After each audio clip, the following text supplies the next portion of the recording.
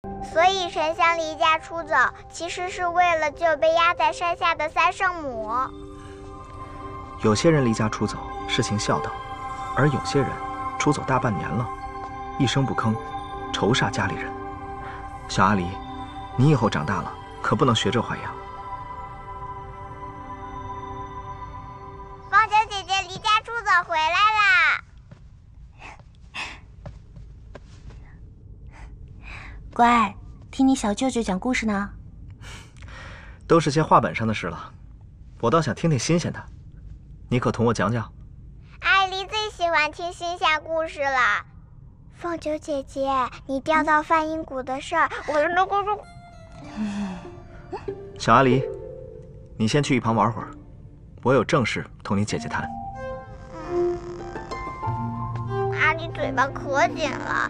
阿离听到三爷爷说凤九姐姐和帝君哥哥亲亲的事都没说出去。小叔，你怎么还在这儿啊？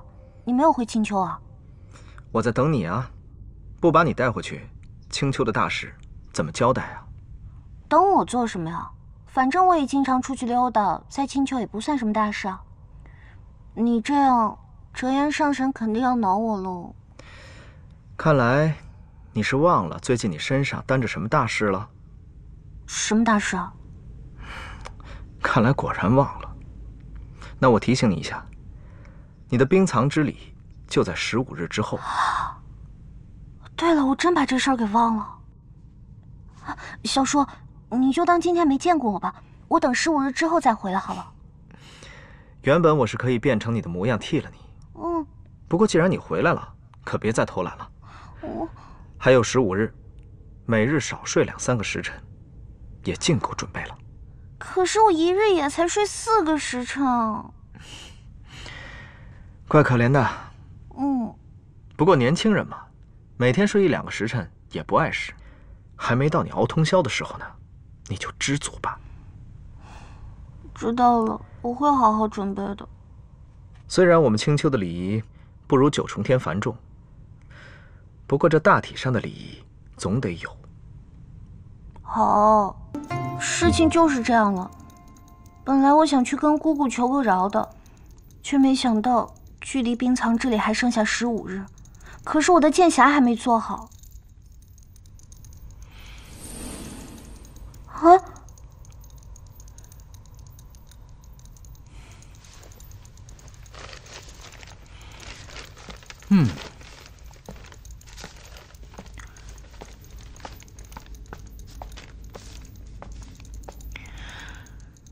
照着这个进度图，如无意外，剑匣会在15日内做好。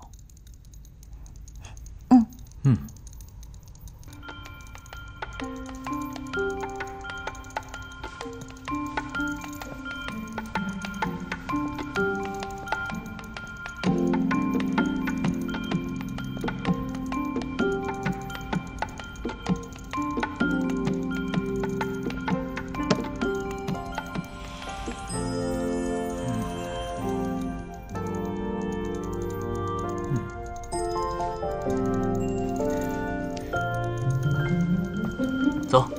是。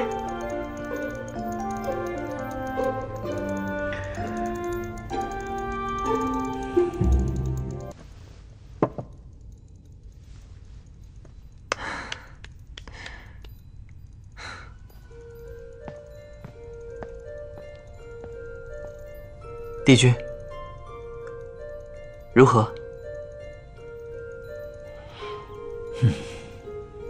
是。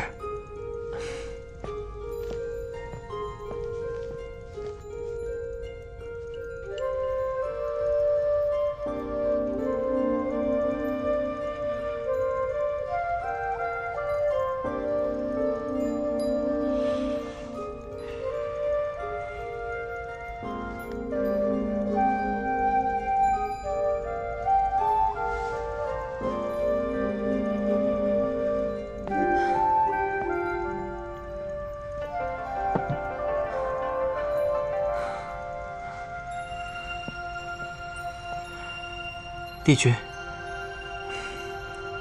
如何？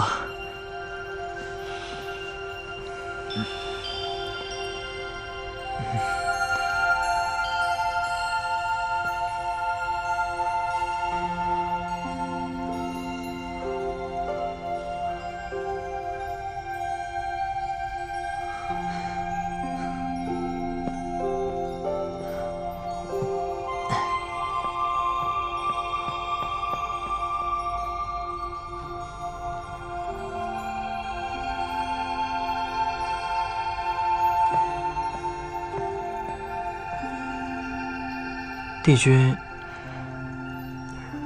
这次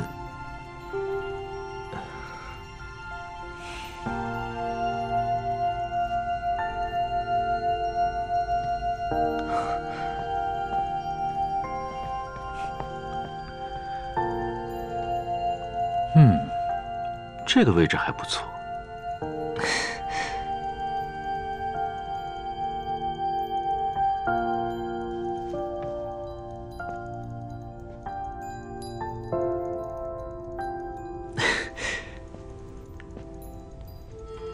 帝君，外头凉风正义，凤九殿下的书桌可能太偏，吹不到凉风。待臣将凤九殿下的书桌也挪挪吧。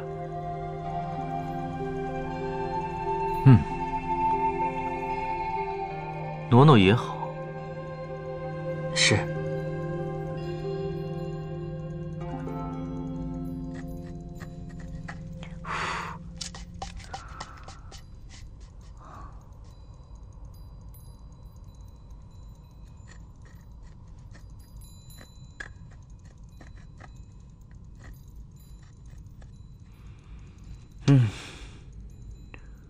我记得年前也是和你在太晨宫下棋喝茶，曾对你有一劝，说有朝一日你若是想通了，娶一位帝后，知鹤倒是不错。但现在看来，知鹤配你确实勉强了些。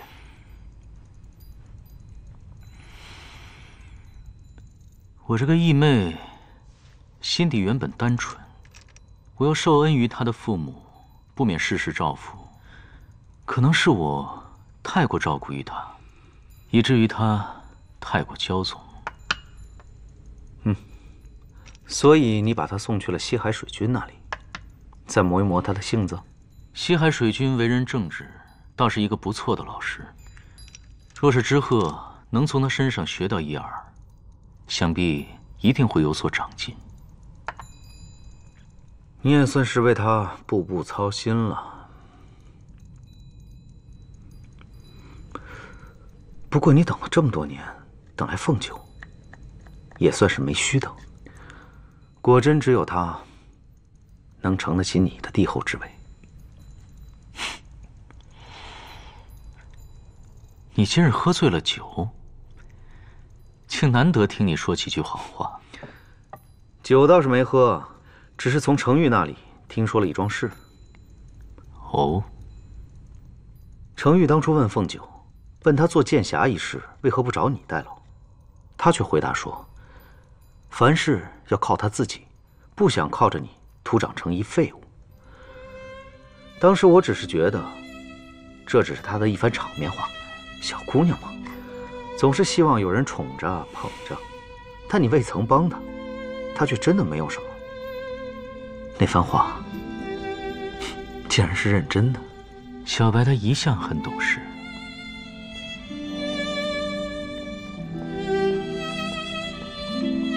帝君，三殿下，何事？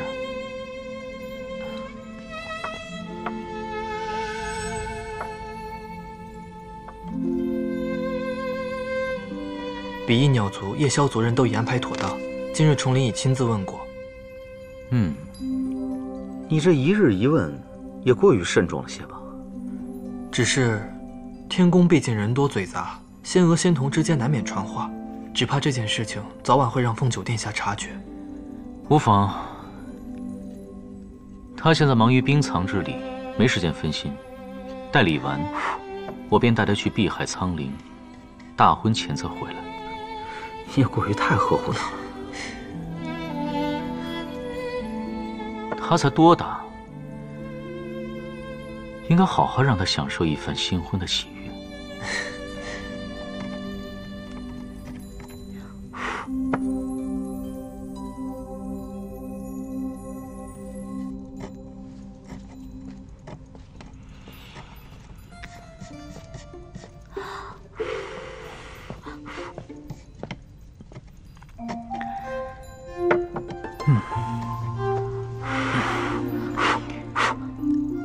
糕点吃不吃？不吃。有粥喝不喝？不喝。喝呀，好。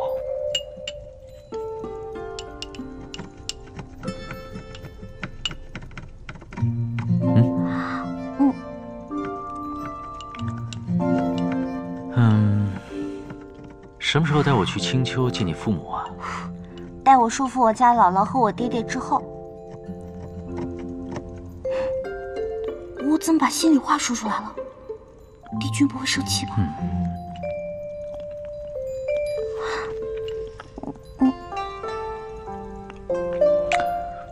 累了？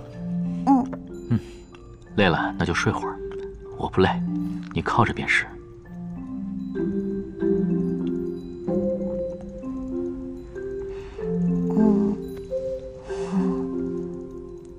你先暂且委屈几日，等我说服我家姥姥和我爹爹之后，我就带你回青丘。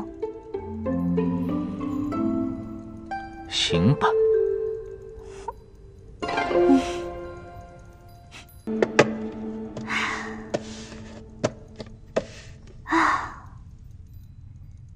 距离冰藏之礼还剩下不到2日了，这桩大事终于要有一个了结了。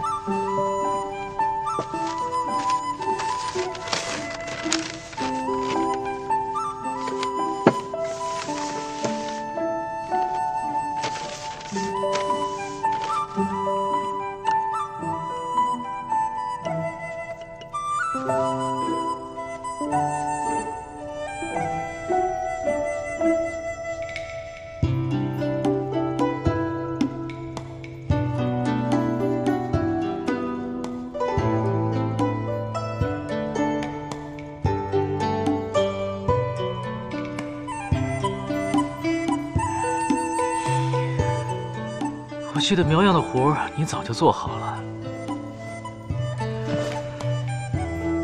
这么晚了，你还在画什么？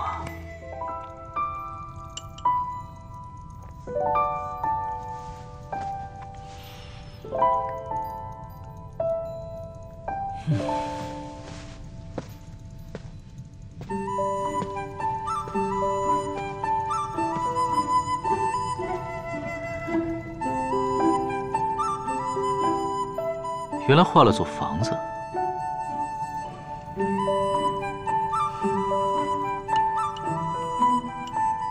怎么不说话？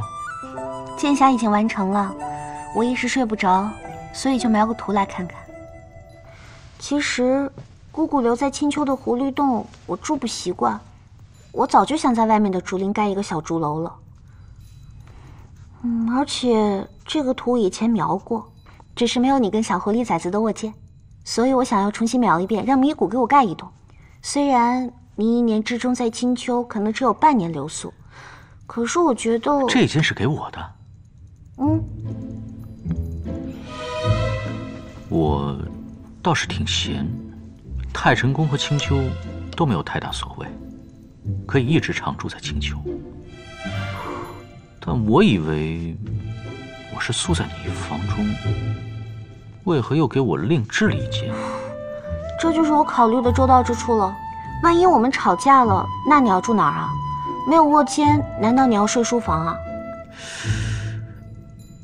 我觉得，我再如何惹你生气，你也不该将我赶出去。先不聊这些了，这些都是细枝末节的事情。现在最重要的呢，就是要想一想，到底要给狐狸仔留几个房间备着。你觉得留几间好？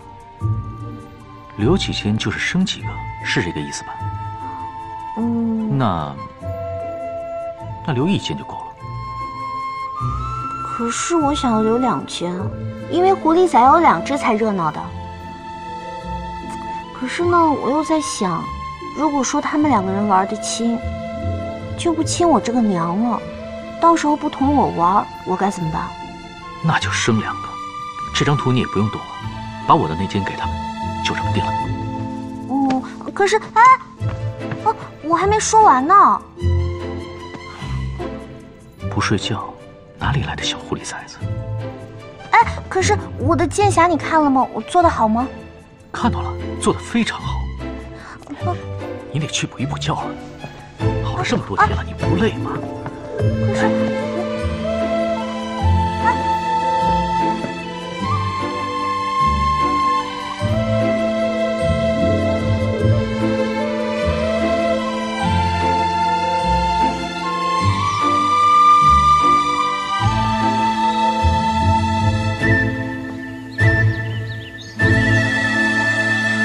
来人还真不少啊。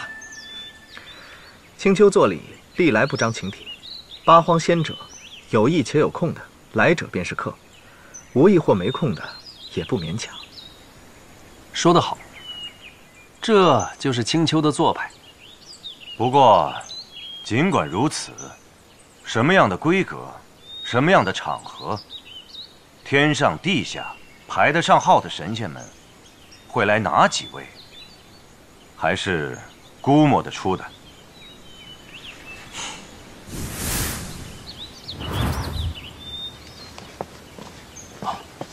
帝君，请坐。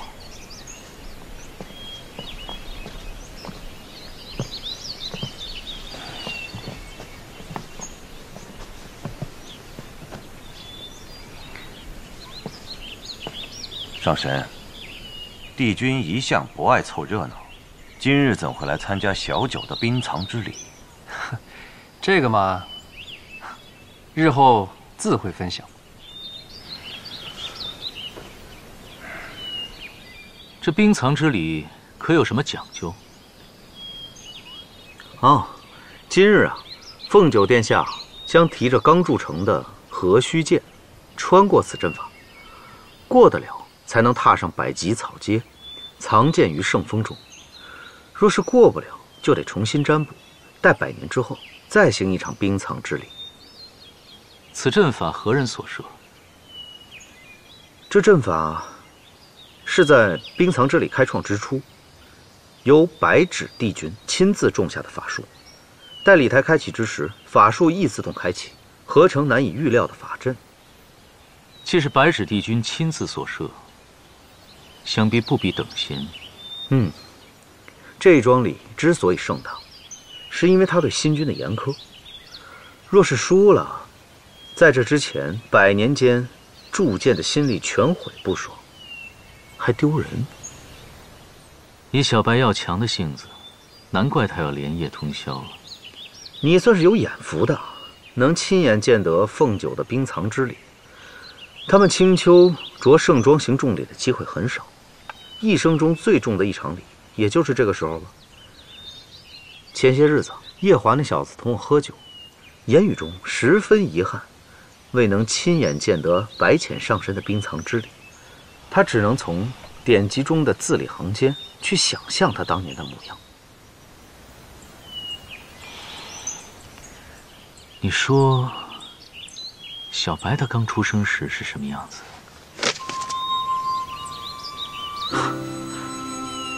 你这话可千万不能让叶华听到，保不准他以为你在气他。同是青丘的女婿，他可比你早先行事，经验丰富，小心他给你使绊子。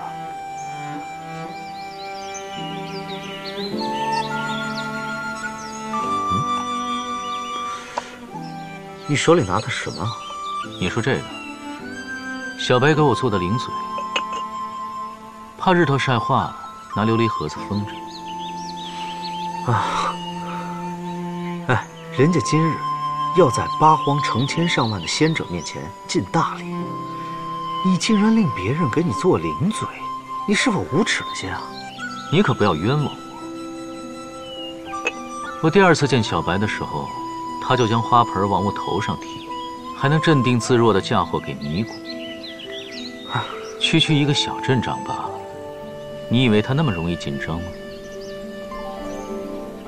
按照位分，凤九的爷爷也坐在你的下手，他竟然有胆量敢拿下你，这种场合，果然他无需紧张。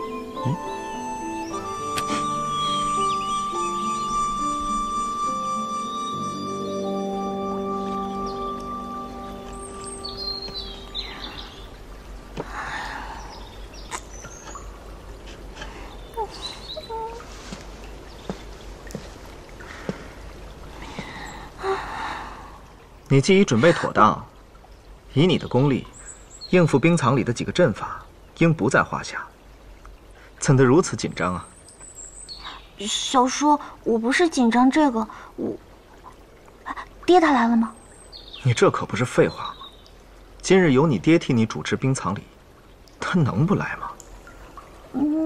那娘呢？其他叔叔呢？你的大事当然都来了，该来的来了，不该来的也来了。不该来的谁啊？东华帝君啊。他怎么来了？我怎么不知道啊？怎么，你不知道他要来吗？小叔，有件事情我需要同你讲一下。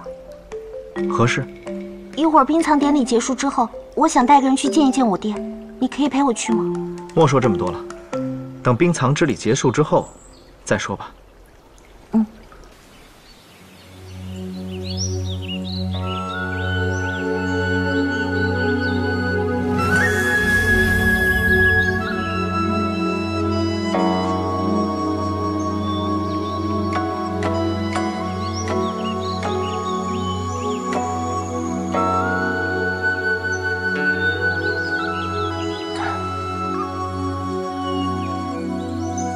时辰已到，请各位仙者静心观礼。冰藏之礼，现在开始。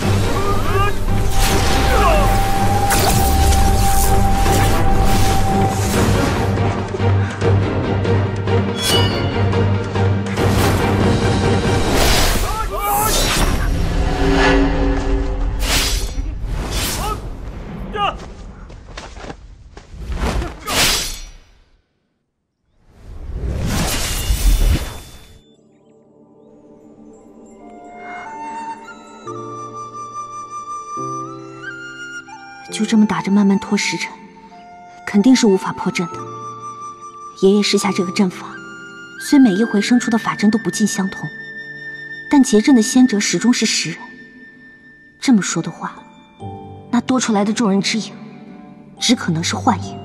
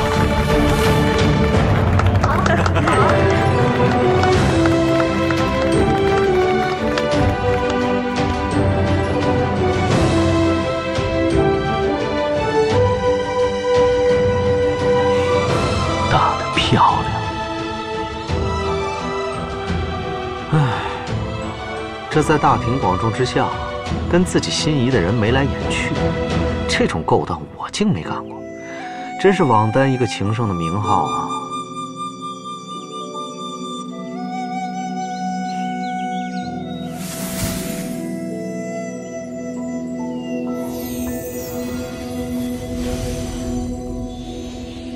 终于可以好好显摆显摆这几日辛苦做的剑侠了。情以何须？藏此堂庭，武德永固，佑我东荒。少君大德，承此玄兵，情以何须？藏此堂庭，武德永固，佑我东荒。哈哈哈哈哈！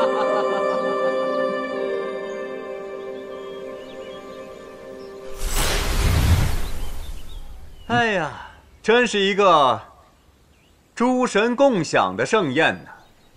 不过依在下看来，凤九殿下这次的冰藏礼好像少了一个步骤。聂初隐此时出现在这里，说这么一番话，摆明是来踢馆的，不知道青丘如何应对。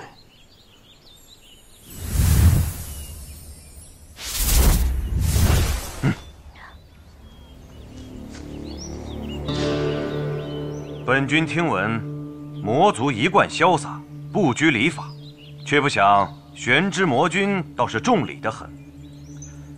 今日我们青丘在自家地盘上行一个古礼，还累玄之魔君大驾前来提点一二，真是惭愧惭愧。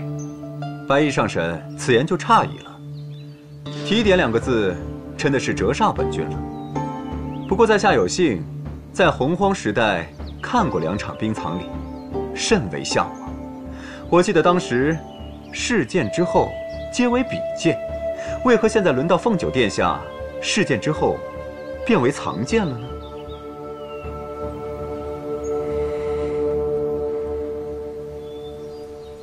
怎么回事？我听闻，青丘的冰藏之礼，确实有比剑这一环节。同辈的仙者们皆可挑战新君，输了倒无妨，赢了可以得新君一个许诺。那为何近来的冰藏之礼却取消了这个环节？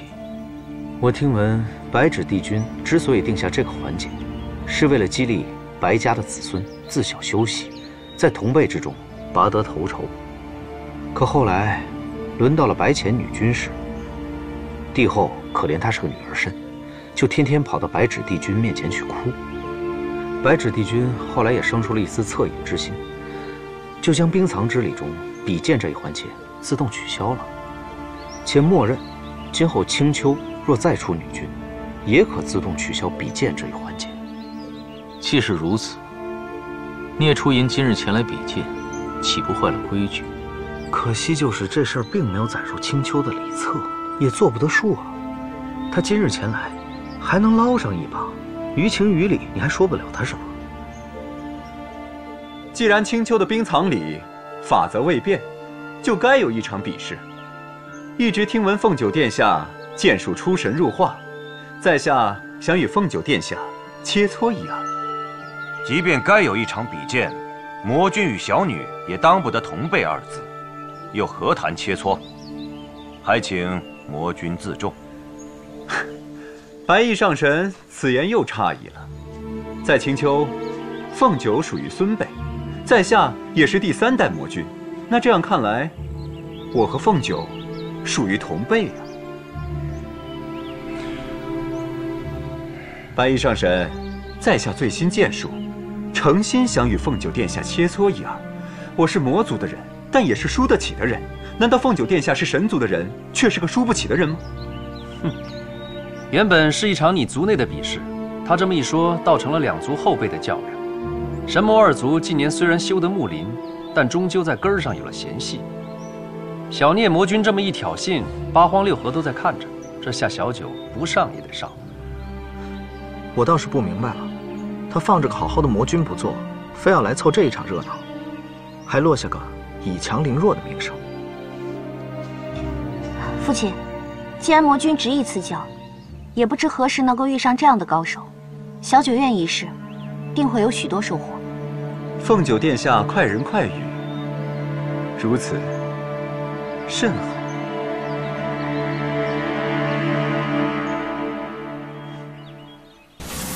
请赐教。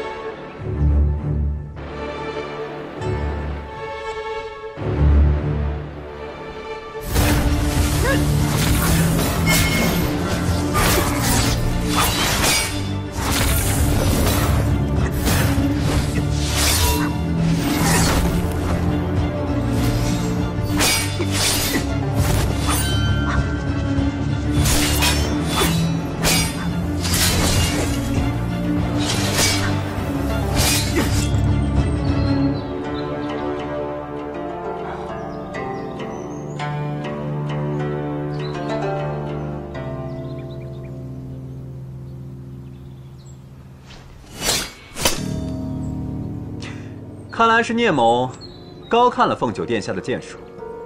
神族之剑不过如此嘛。魔君虽长了我8万岁，约莫大了我3倍，但魔君与我毕竟是同辈人，竟没想到能赢了凤九。凤九真是心服口服。殿下还真是牙尖嘴利。不过这场比试是在下赢了，成王败寇。殿下答应聂某的承诺。等等。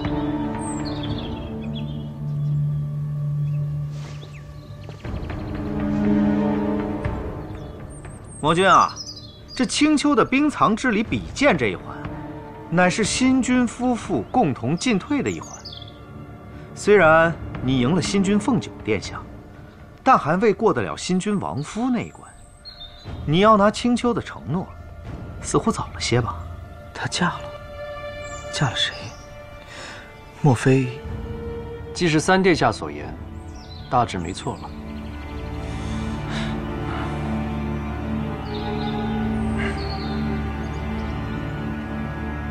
王夫，在下未曾听闻凤九殿下有王夫，但没关系，在下也未必打不过，请上台吧。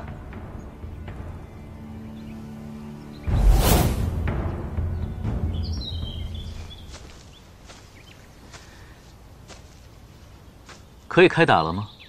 我出去磨了个剑。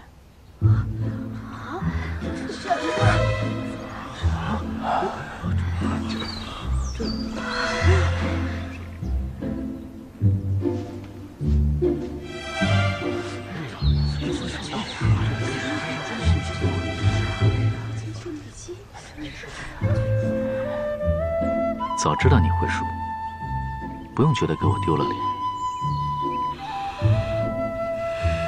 累吗？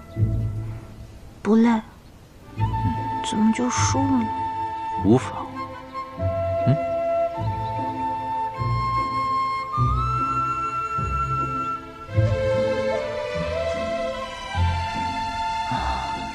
你觉得能跟本君过几招？帝君抬举了。这场比试应是同辈人之间的切磋，在下与帝君隔了一个洪荒，并非是同辈人呢。你说同本君不是平辈，本君为什么同你不是平辈？他是本君的帝后，同本君自然是平辈之人。你方才说你与他是同辈之人，那你同本君当然是同辈之人了。听说你醉心剑术，真巧，本君也醉心剑术，可见你我有缘。开打吧，让你3招。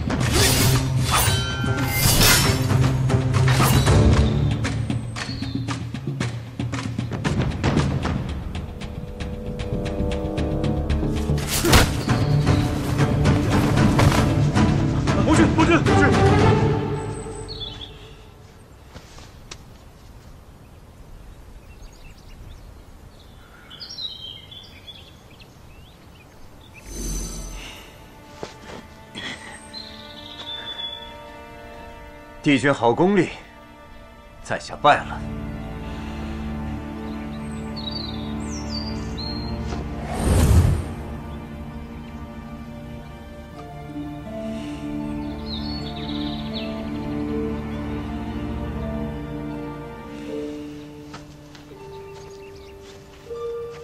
他小小年纪，竟也学会了先斩后奏了。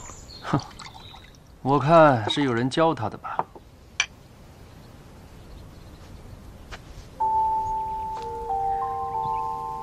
你做得很好。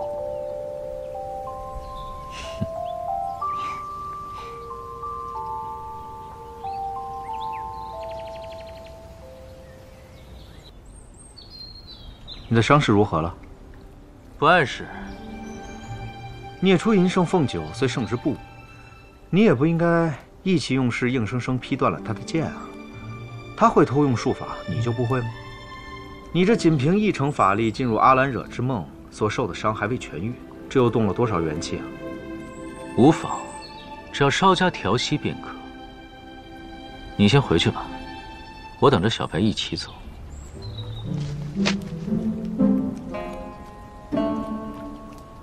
你为何这般看着我？你跟凤九的这段情缘，那句话怎么说来着？真不动则已，一动就跟天雷勾动地火一般。但凡与他沾上边的，你都是这般半分都不肯相让啊！哪里还有稳坐太晨宫，不理世事几万年的尊神模样？那跟程昱沾上边的，你可曾让过半分？我去找小白了，一会儿还要同他一起去拜见岳家。你这样孤家寡人的，还是快回宫去吧。若是有个意外，恐怕过个几万年都没人发现。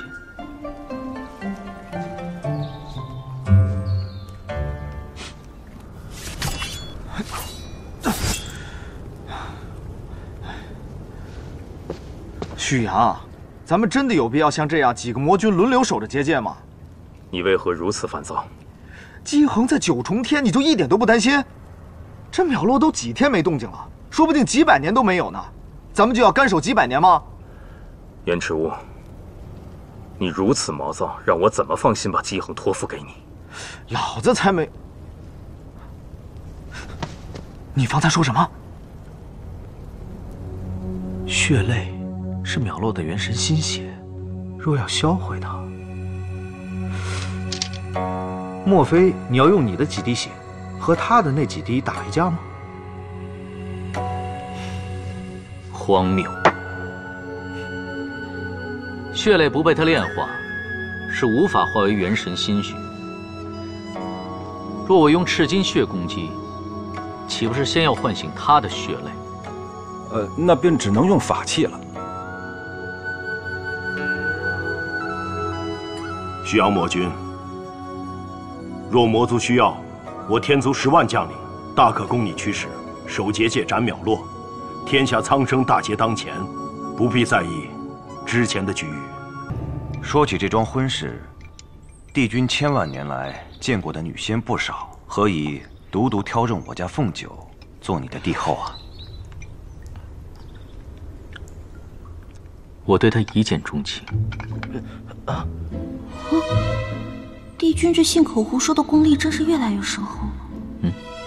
小女平素顽劣，得帝君青睐，真是青丘之福。如今凤九成了东荒的君位，这丫头毕竟年少力浅，还望帝君一切多帮衬。那是自然，不过上神亦不必担心。小白十分能干，大到除妖斗魔，小到除善手艺，都十分出色。除善手艺？小白做的糖醋鱼，滋味甚好，本君十分喜欢。没错，凤九除了糖醋鱼，那油炸兔肉丸、罗汉八珍、小敏兑鲜参，样样都出色。帝君以后若是想吃什么，随便吩咐他便是。好。娘，我又不是厨娘。再说了，这9重天上难道还没有厨子吗？可不知道帝君准备什么时候办婚事啊？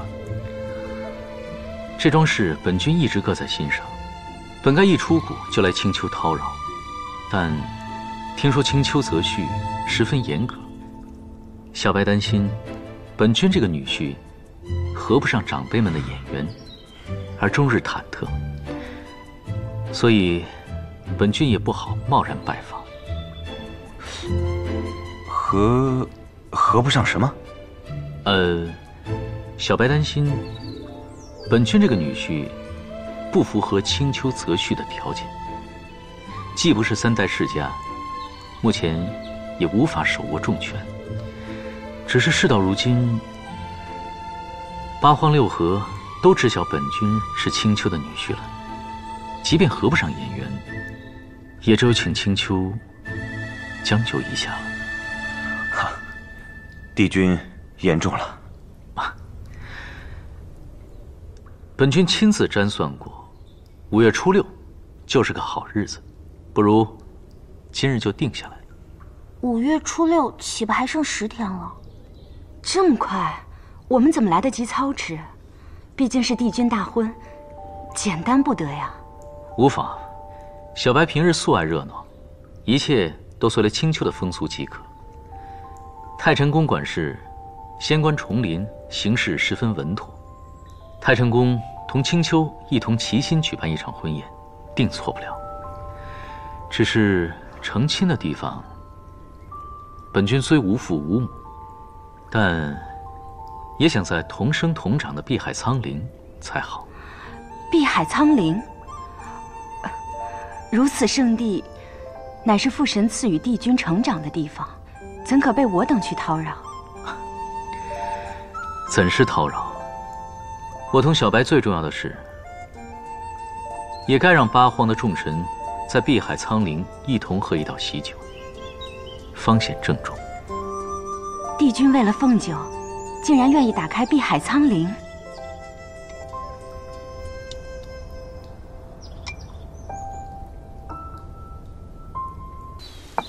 我今日在这儿会你，实是受了白翼上神的请求。我还以为你是受了白真的托付，也要来训斥我一二。训斥？普天之下，四海八荒，谁敢训斥你呀？我和小白大势已定，你们按辈分，如今都强出我一头。那是。哎，神魔大战的时候，白翼曾在你麾下抗敌。这数十万年来，他听你说的话，都还不如今日你说的多。本来你的一番话，他是不敢置喙的。可凤九是他的心肝宝贝，就这么被你拐走了，他这心下如何能平？你可知道，他是不赞成这桩婚事的。哦，哈，倒不是嫌你俩辈分悬殊，而是凤九实在为你吃过太多苦。凤九当年为你做的那些事，白翼现在已经全部都知道了。身为父亲，他甚感痛心，对你呀是耿耿于怀。他的心情，我可以理解。哦，你理解？嗯。你做过父亲吗？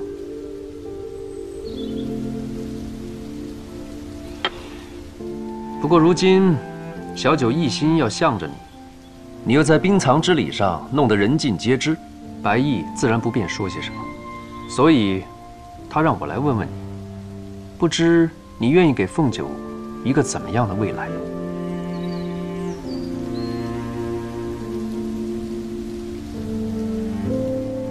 白翼上神需要本君一个承诺，本君了然，本君亦可给。但这个承诺，却不同于寻常儿女的婚约盟誓。不知是个怎么样的承诺？世间之事变数甚多，每每无常。未来如何，本君亦算不出。若他白家想要问本君要一个未来，只怕是一纸空约。我不知能否给小白一个岁月静好、安康美满，但却愿许小白一个自由。自由？对，自由。小白性子活泼，本君愿由他由着自己的心性任意生长，只要本君为他的夫君一日，便不会强迫他做任何事。小白所做的任何决定，皆由他喜欢。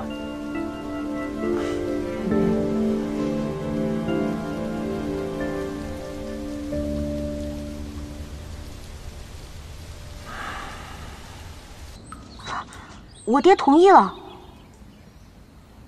嗯，那你到底是同我爹讲了什么，他才同意的？干什么呀，神神秘秘的？你到底同我爹讲了什么？你不需要知道。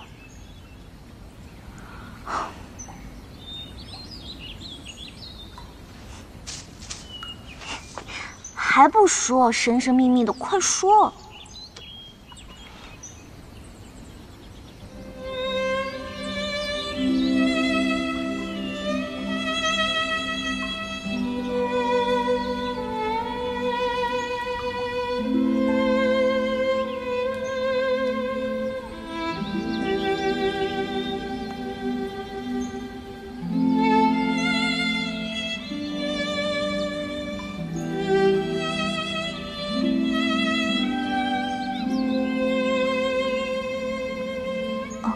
所以，你到底同我爹讲了什么？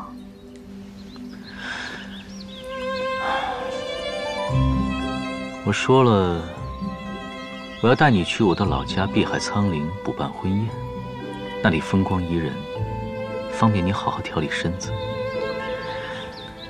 顺道再多生几只小狐狸。你又骗人！我没有骗你。玩累了吧？玩累了就睡会儿，乖乖睡。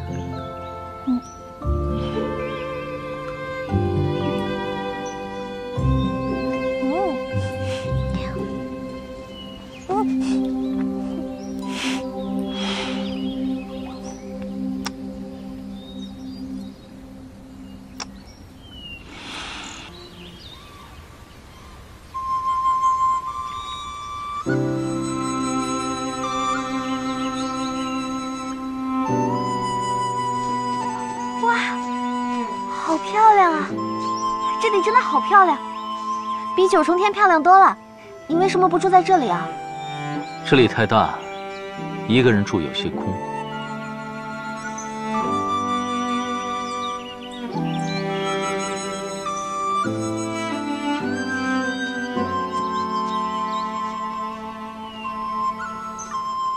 以后有我陪着你。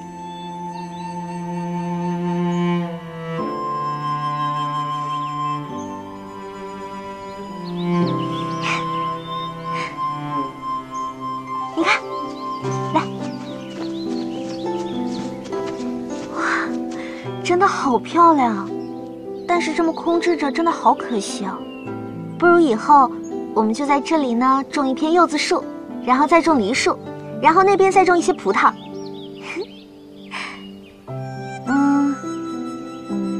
在这里再修一个长廊，再弄一个假山，然后在那边那片空地上种一些你喜欢的佛铃花。好，都依你。那你还想要什么呀？都是给我的，你呢？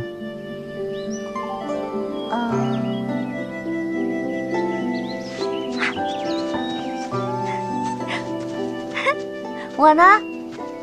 我想要在这里修一个小荷塘，然后呢，再安一个小亭子。到时候我们就可以纳凉看星星了。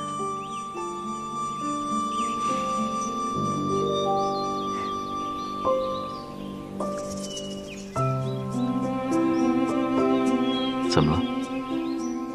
啊，没什么，只是突然反应过来，我竟跟你在聊着未来家里怎么布置，竟一时觉得不是真的。家里？虽然每年回来的时间都很短，但这也是我们的家呀。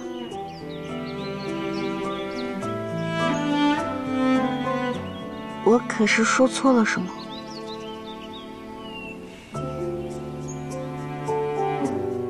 我喜欢听你说我的家。这当然是我们的家了。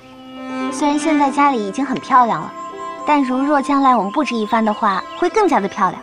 到时候我们便邀亲朋好友过来吃茶玩耍。你看如何？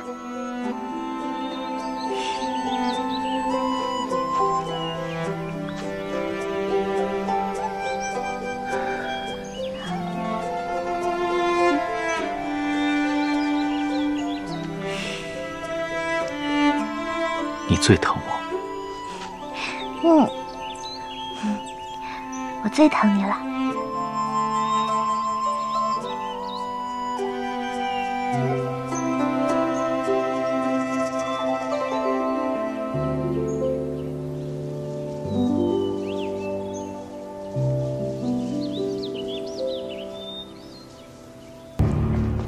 魔君，太晨宫来人了。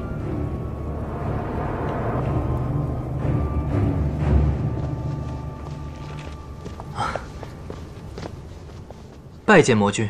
不必多礼。可是帝君想到了应对之策。帝君大婚，在碧海苍陵宴请众神，这是帝君给您以及凤九殿下给燕魔君的帖子。碧海苍陵，东华帝君竟然要打开碧海苍陵。魔族最近极不安定，还请帝君大婚之后速赶往魔族。敢问魔君，可是血泪有不妥？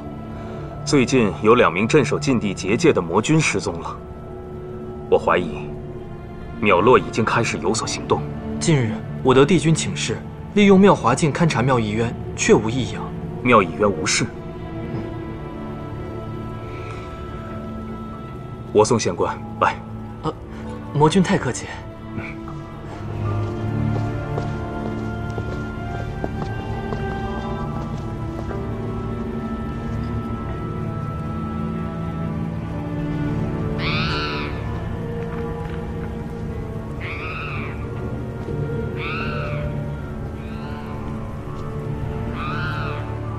魔君可是有话要避人？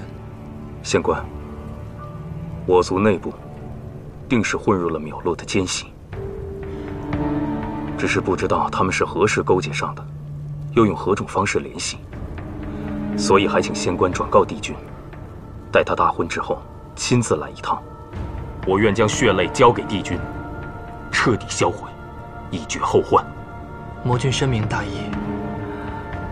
大敌当前，本该同心协力。还有一件事，魔君请讲。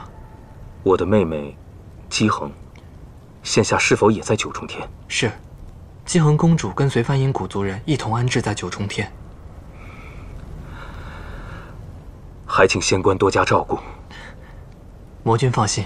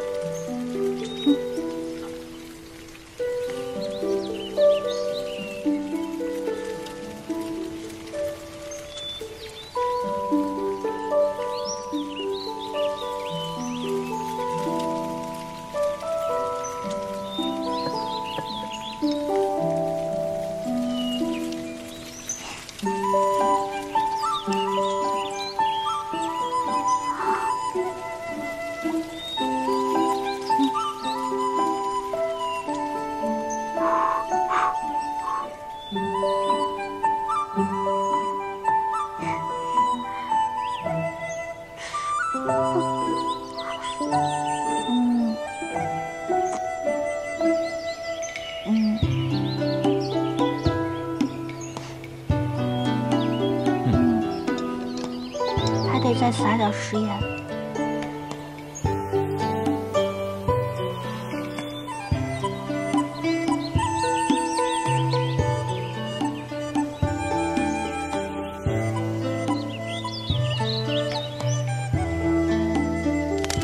他说什么呀？他说，崇林已将喜宴的帖子送到众仙府上，我们的婚宴过几日便要举行。在这里只能待1天，只有1日的时间了。既然只有1天了，可不能浪费哦。来，闭上眼睛，不许用法术找我。开始啦！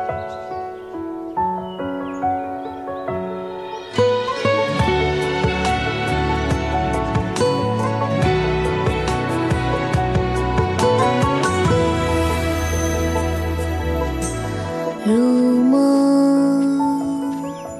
成全，当珍藏的爱恋被续写成篇，惦念成卷，等展阅的画面只润色你的眼，偏偏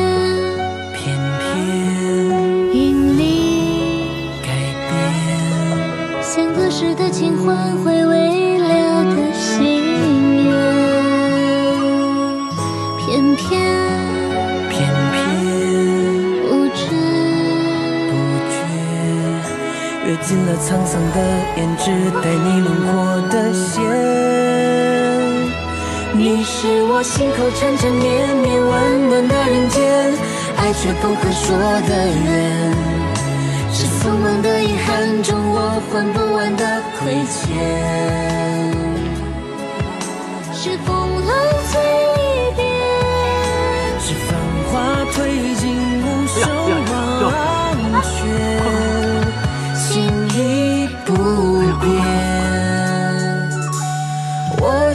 透人间的甜。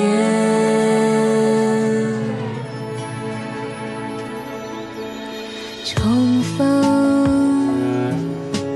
初见，当你的挂牵晃了我的心弦，花海摇曳，当孤单的无边探访尽